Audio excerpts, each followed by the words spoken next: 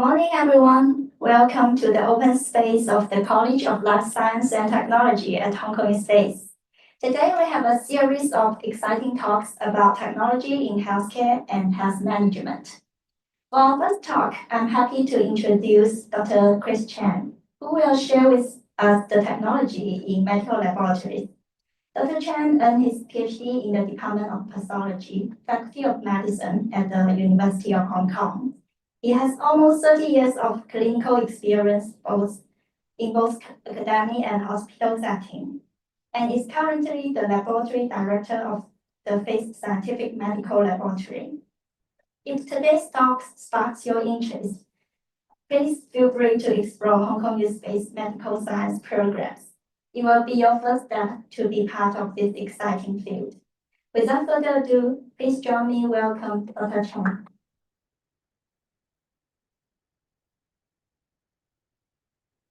Thank you for the kind introduction.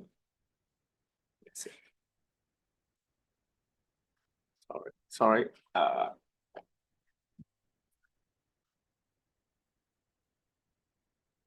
Okay, thank you for the kind introduction. Today, I would like to share the topic of transitioning from traditional diagnosis to precision medicine, which I will tell you a bit more related to technologies in medical laboratory. Okay, I noticed that time is running short. I need to focus on it.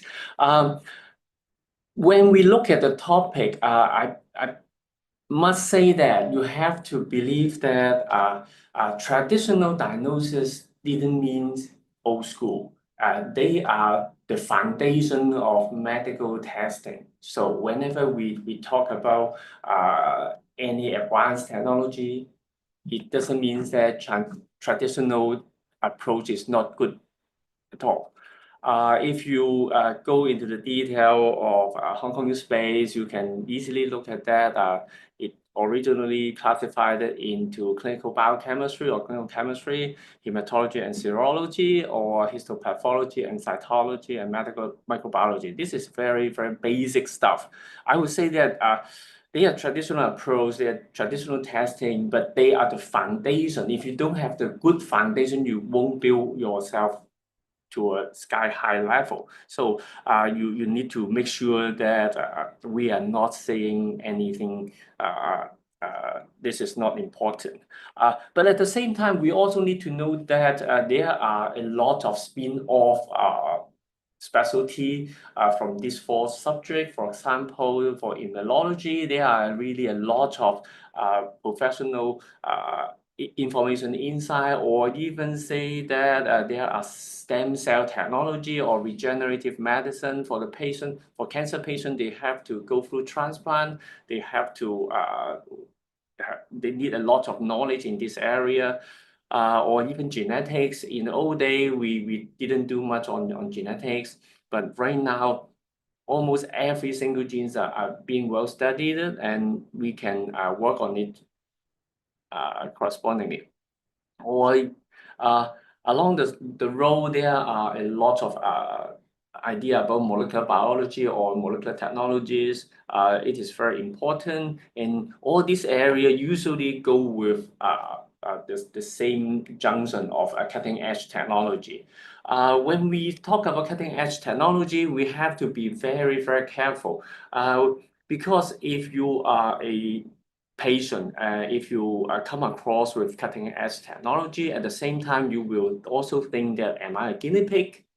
Am I being tested on your protocol? So whenever we are talking about cutting edge technologies, we do need a lot of stringent validation and to make sure that no patient is at risk at all.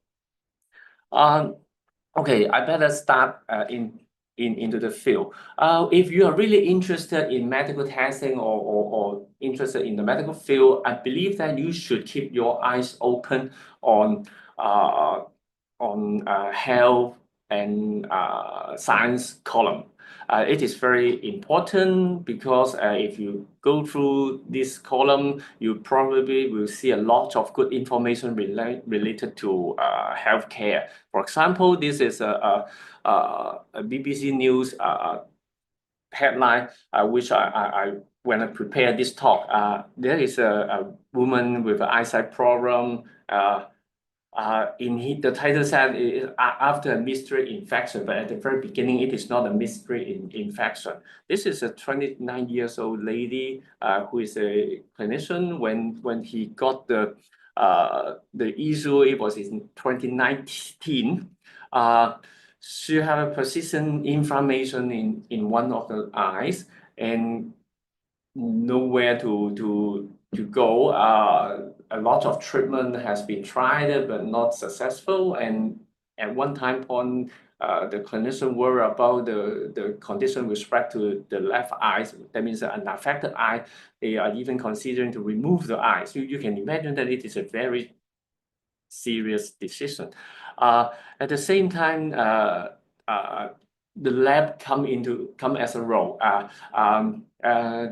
The clinician cannot really just prescribe anything. The clinician will run a lot of tests to try to identify the problem or where's the issue. And unfortunately, that all tests for infections come back is negative. The conclusion is that it is most likely autoimmune condition, and the patient keep a lot of clinical treatment, including eye drops or immunosuppressants, and then unfortunately they are all invasive. Some of them are even prescribed through intravenous infusion, and the treatment lasts for a long time, and unfortunately, all treatment will have a side effect. And for this situation, the side effect is the development of the cataract. You better look at the age of this patient. Cataract at this age is very rare, unlikely to be the patient itself herself will develop cataract. So to me, I would say that it sounds very annoying to the patient and also a hurdle in her career. She developed the disease 6 years ago, and when she was still in medical school. So I would like that if we can do something differently, the story will be completely different. I keep this a secret and tell you what she did at last. Okay, if you are thinking this is far too away from me, I can't feel the heat as a patient, or I can't feel the heat as a clinical practitioner. Maybe you can look at the local news. Local news that this is a local tycoon, Mr. Ho. He declared himself that he got a cancer, lung cancer. That one important thing is when he discussed his situation with the clinician in United States, he is considering to go to treat it in United States, but the result is okay. There is a lot of good clinician. There is a lot of good clinical technologies in Hong Kong, and you don't need to go to United States. For the audience who don't read Chinese, you can also search this topic in Google, and you will also read the news that the clinician in United States also suggests the patient, you can stay in Hong Kong. Hong Kong already got a lot of good treatment or a lot of good physician to help you. So you would like to know how extensive are the clinical tests in Hong Kong? I cannot represent all the clinical laboratory, but I can use a few of my own experience to share with you. I wish I tried to convince you that we can do something different, something good to not just in Hong Kong, for all the patients around the globe.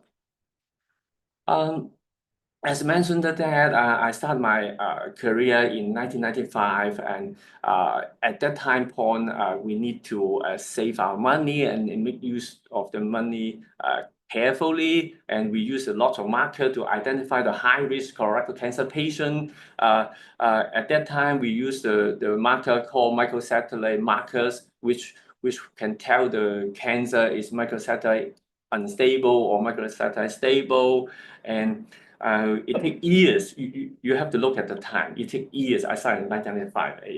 years 1999, we published a paper on local Chinese that a lot of young local Chinese colorectal cancer patients are actually affected by germline predisposition of colorectal cancer.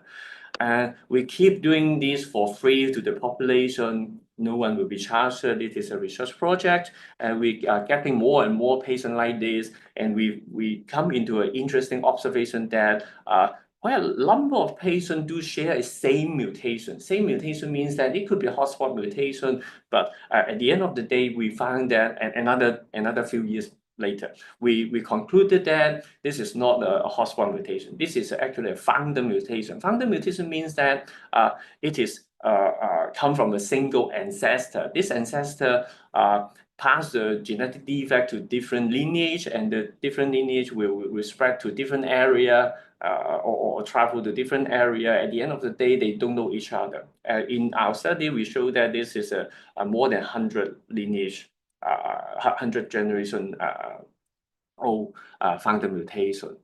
At the same time, when we accumulated more and more high-risk colorectal cancer patients, for example, for the patient with MSX2 loss, one of the common genes in hereditary colorectal cancer, we find that there is no sequencing, no mutation in the genes at all.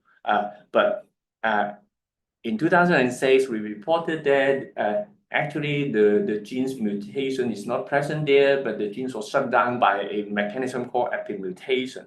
So if you go ahead the gene sequencing of MSX2 of this family, you will see everything normal, but actually the switch of this gene is off. And a few years later, we also find that there is a novel mechanism which has never been identified in clinical setting. We identified that why the genes was switched off. We found that there is a genes upfront of MSX2. This gene's got a deletion. The 3' end of this gene was deleted, and then it initiates some mechanism to methylate the downstream genes to make sure the rest of the TACSD1 genes will work normally. Right now, this gene was called EpCAM genes. After our discovery, within a year, it is so excited that a lot of countries around the globe also try to reproduce this finding, and they actually identify a lot of family who do not have MSX2 gene mutation, but they do have EpCAM gene, EpCAM deletion.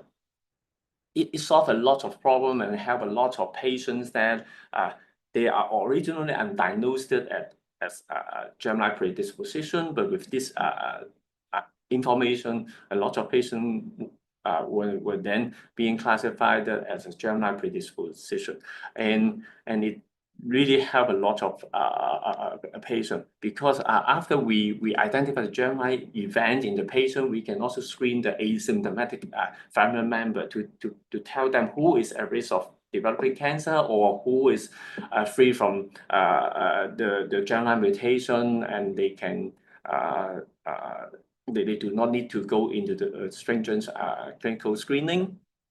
So all this information can help the patient. And by that time, after after 2009, and this information, this kind of screening was being put into the textbook.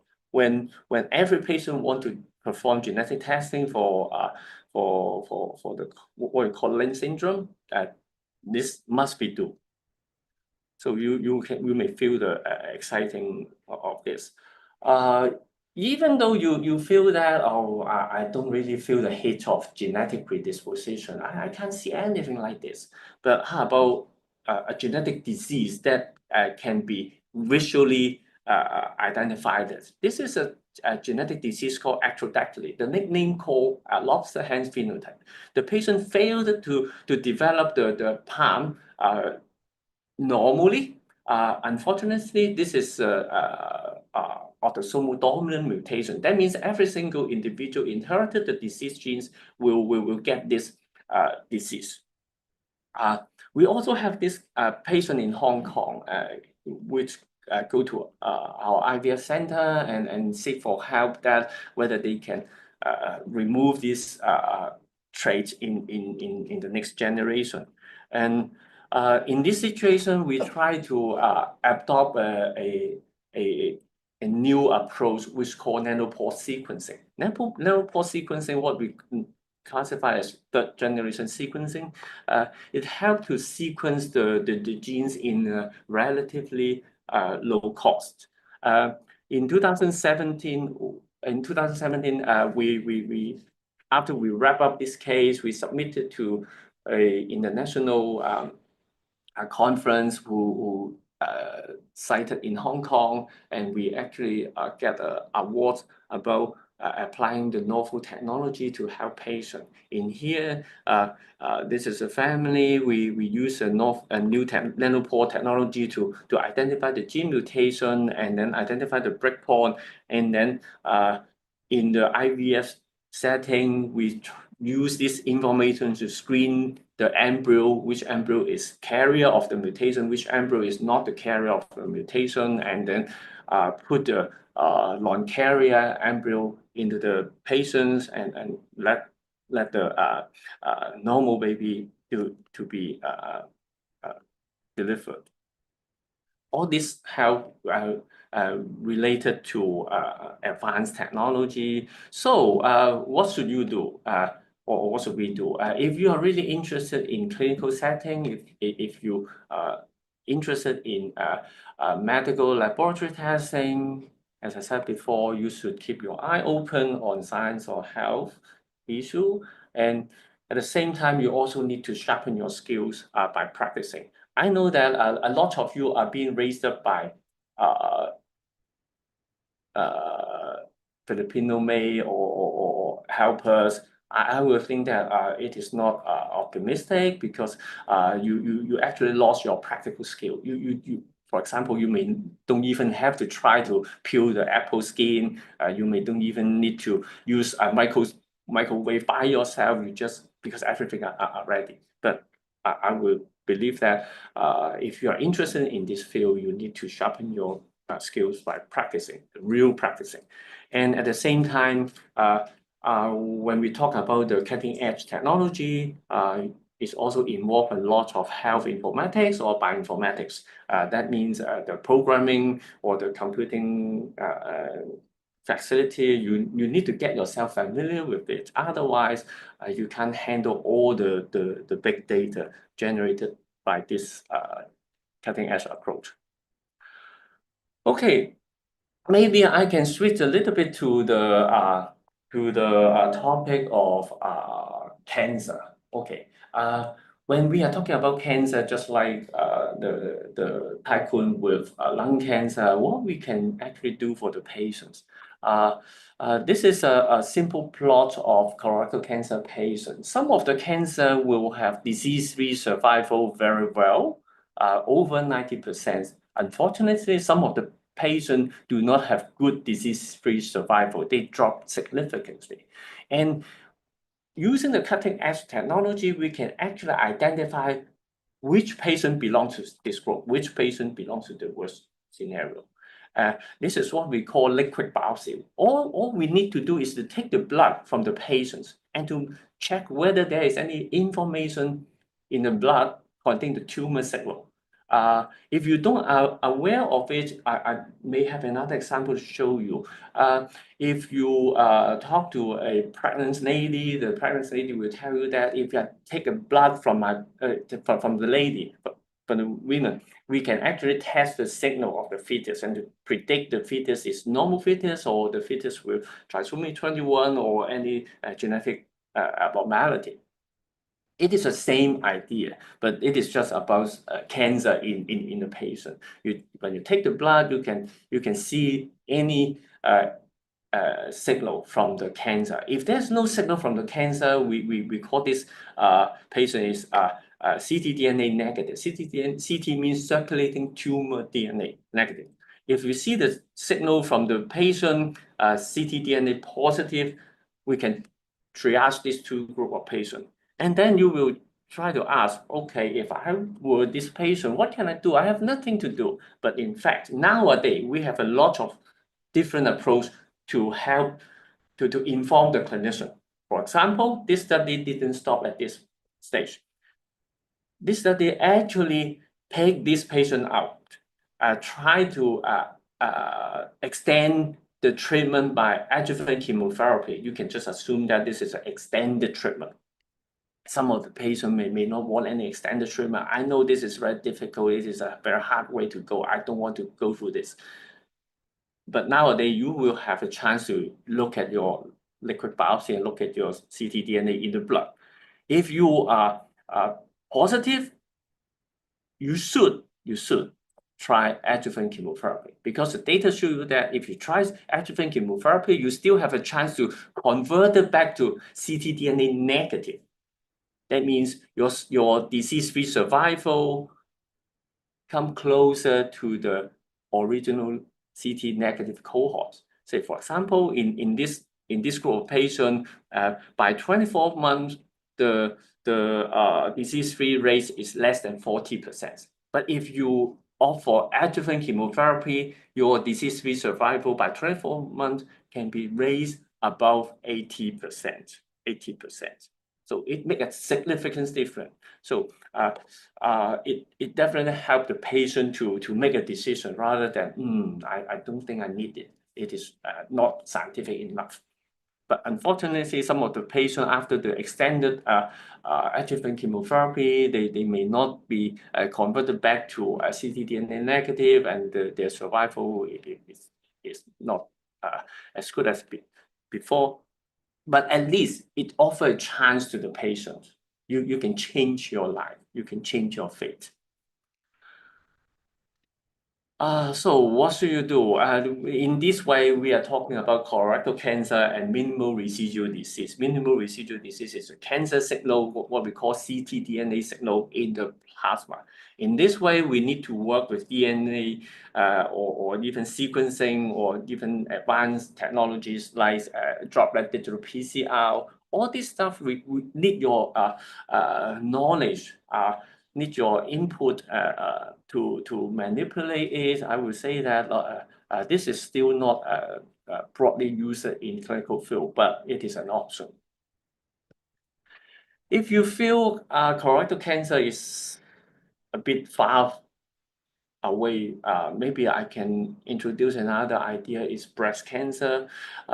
In the old day, if a patient with breast cancer, if you take the blood from the patient immediately, 80 to 90% of the chance that you will see the tumor signal in the blood, just like the colon cancer. This idea was being identified in 2015. They noticed that if you regularly take the blood from the patient after surgery or post-treatment, if you can see ctDNA positive, the patient will likely relapse and develop another breast cancer. But it is not a good idea because for clinical setting, they cannot do anything because they didn't see the tumor at this stage. It takes 10 years time, 10 years time. Just recently in February, there is a publication to tell that for most of the breast cancer patient, early breast cancer patient, they have to go through a neoadjuvant chemotherapy. Neoadjuvant chemotherapy, the main purpose of it is to shrink the tumor. In this study, they show that if you take the blood in the middle of neoadjuvant chemotherapy, if there's no tumor signal, that means it is good news to you. After surgery, after 3-year follow-up, 100% of them are free from relapse. Unfortunately, if you take the blood from in the middle of the adjuvant and there is any cancer signal in the blood after surgery, in the follow-up of 3 years, 100% of them will end up in relapse. It opened an area to the oncologist that for this kind of patient, we need to treat the patient in a different way. Although it is not available yet, I'm sure the new treatment will come really, really soon, like a colorectal cancer situation. So all of this to tell you that no matter colorectal cancer, no matter breast cancer, minimal residual disease is can enhance the cancer treatment, but it all rely on advanced technologies or rely on cutting edge approach. And to me, all this development is aimed to improve the patient caring in our local setting, if not to everybody on the globe. Okay, you may still find, oh, it is still too far away from me. How come I need to worry about cancer? Because I can do very little to minimize the chance of develop cancer, although you can. For example, for colorectal cancer, it's definitely related to your diet. If you eat a lot of meat, less vegetable, you will have a higher chance to get cancer. But in the other way around, I would like to introduce another cancer to you. This is what we call cervical cancer. According to the WHO information, cervical cancer is definitely preventable because more than 95% of cervical cancer are related to a virus called HPV.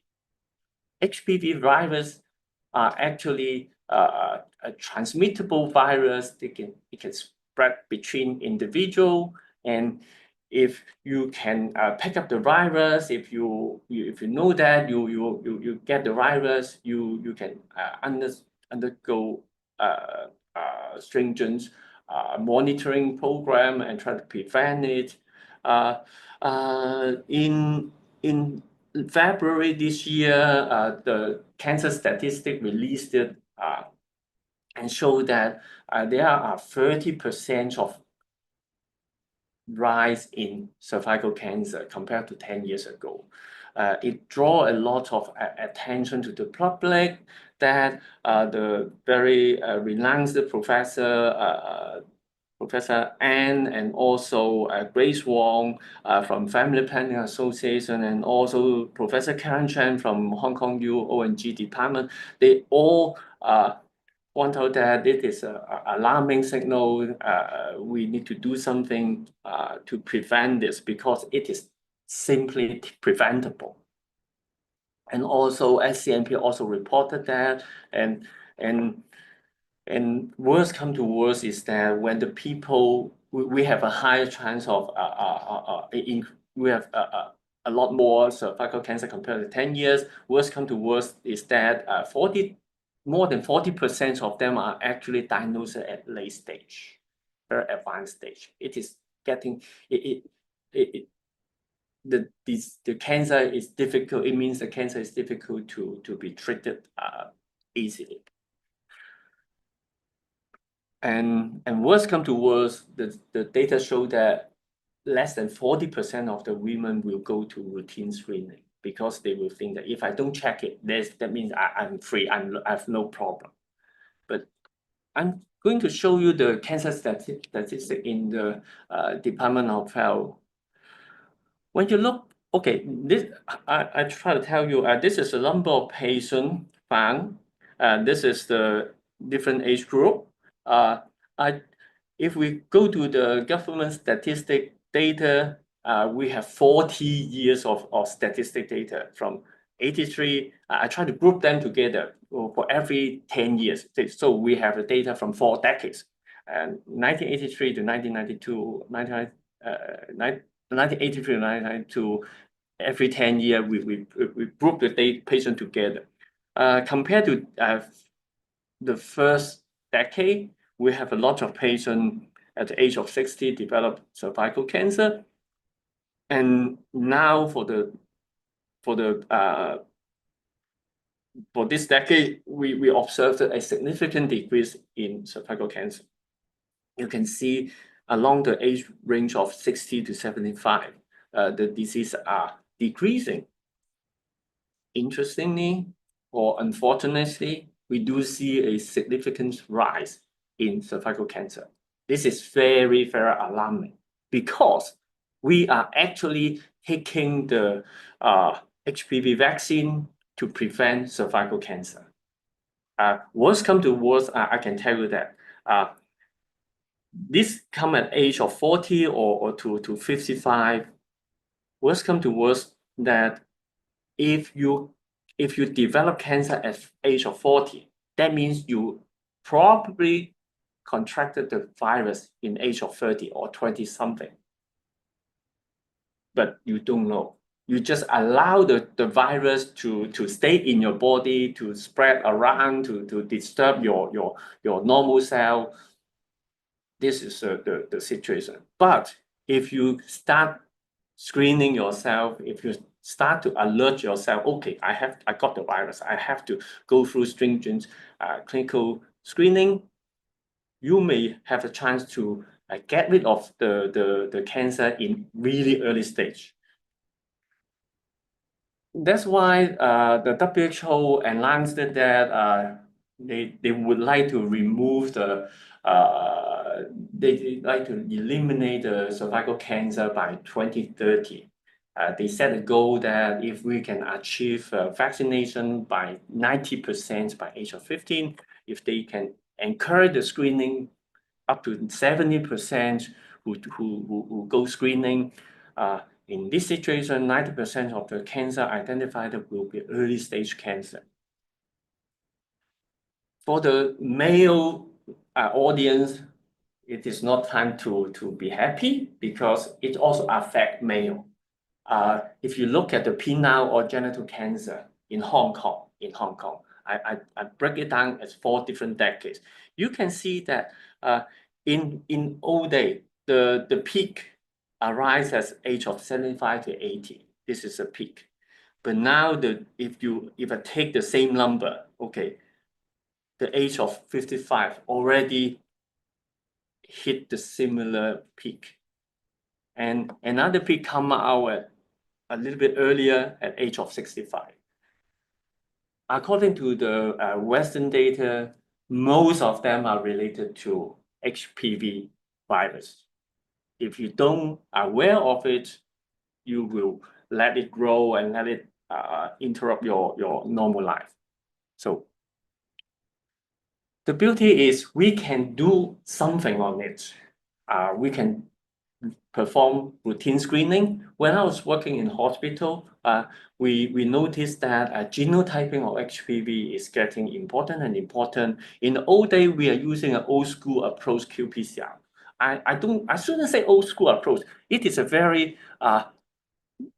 approach with more than 20 years of history, probably more than 25 years of history, without any change. Just use the same approach to test it. You can imagine that for the disease I told you, we can do something different. It's not by old protocol.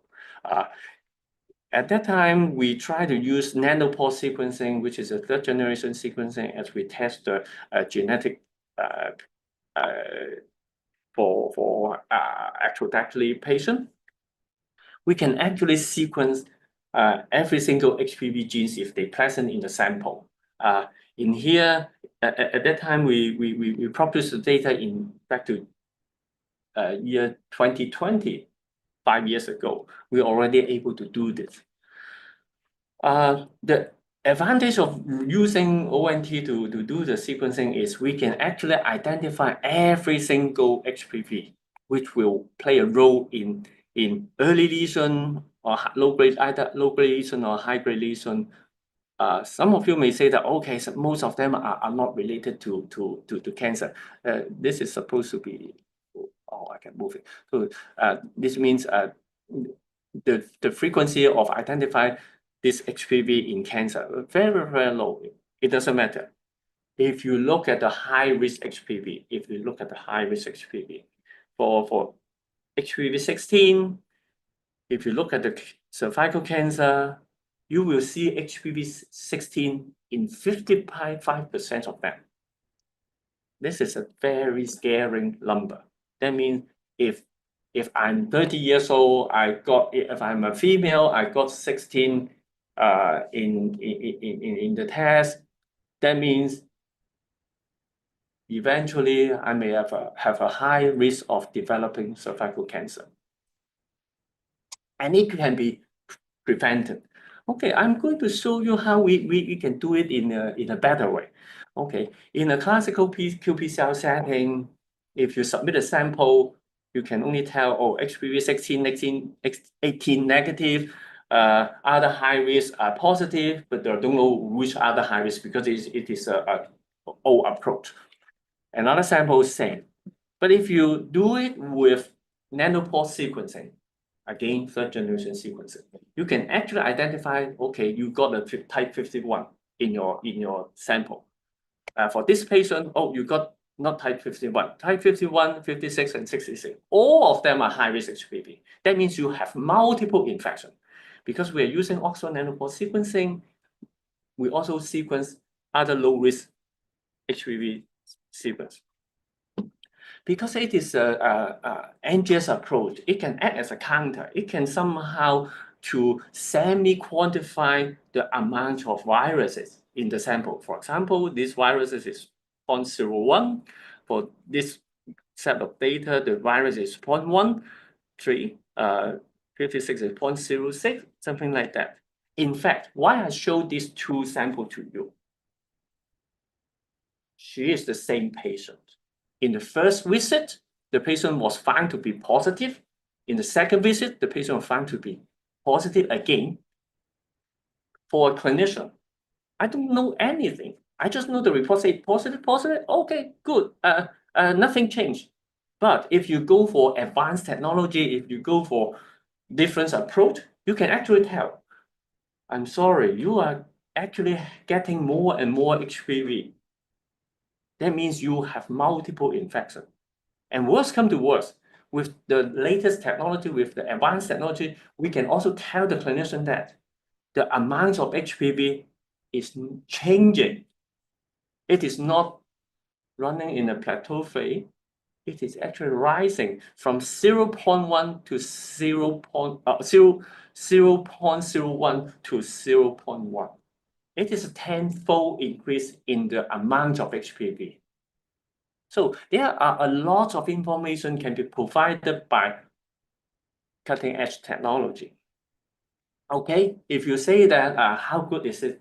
I don't know. I don't know how far can it go. I don't know how good is it. But we are in collaborating with Peking University Shenzhen Hospital previously in the past 2 years.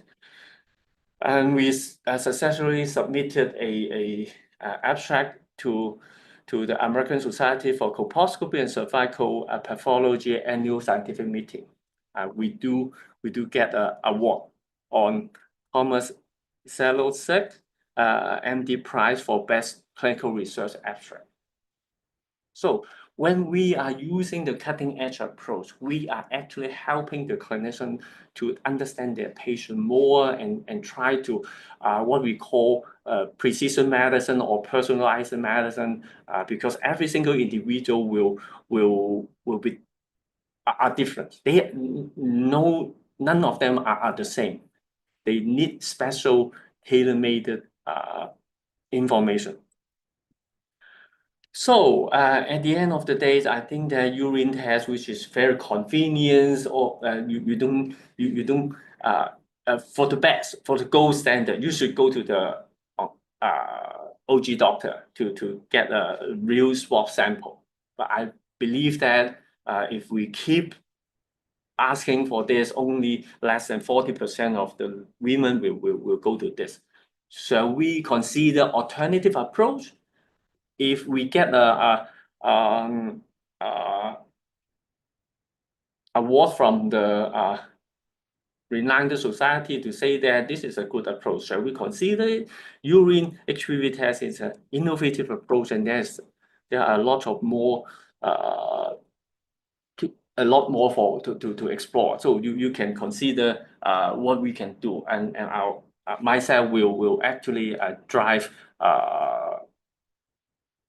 more application on urine as well. Okay, now I back to you and give you the answer of the patients. This patient actually was found to be infected by a mysterious bacteria. This lady actually went to Amazon and swim in Amazon River in 2018, and it is probably the time she grabbed the infection, and the infection developed throughout the year to 2019, and the patient go to see doctor. And until recently, this patient bumped into another doctor who suggests her to have what we call metagenomic testing on her eye specimen. Metagenomic testing means that it is not a traditional microbiology testing. It is a testing without hypothesis. That means it just sequence anything in the sample, sequence everything in the sample. It is more or less similar to the government protocol. During our COVID season, you probably heard that the government will send a team to collect the sewage water from the drainage. They grab the sewage water and then extract the DNA from the sewage water and then sequence everything in the sewage water. And then identify, okay, we have a higher level of COVID virus, COVID DNA being picked up from the sewage water. Okay, we have a lower COVID DNA pickup from it. This is the similar way we perform sequencing, what we call metagenomic sequencing for the patients. And in fact, we already, when I was still in hospital, by 2020, we already published a paper to say that if we adopt the nanopore sequencing approach, we can actually perform the metagenomic sequencing easily at a cost, very low cost approach. Almost every patient can afford this test. In the traditional approach, we perform culture. We only trust what we see on the agar plate. We don't believe in anything which cannot grow from the agar plate. But having said that, you need to be sure that not every single bacteria or pathogen can be grown easily on agar plate. So in some situation for us, we noticed that some of the culture negative sample, if we put the sample into direct metagenomic sequencing, we are able to identify the pathogen. So I would say that if the patient go to our setting in 2020, we're already able to pick up what pathogens she got as well. No need to wait till 2020-25. Okay, I think I can conclude all my information today. Hopefully, if you are interested to join the field of clinical practice, we should aim for enhancing the patient care. Our patient need our help. Yeah. Okay. Thank you. Insightful sharing. It's really inspiring to see how advanced technology transforming patient care and increase the diagnostic accuracy. So now I would like to open the floor for questions. So for our on-site audience, please feel free to ask any question if you have. And for those joining us online, please post your question in the chat. Thank you.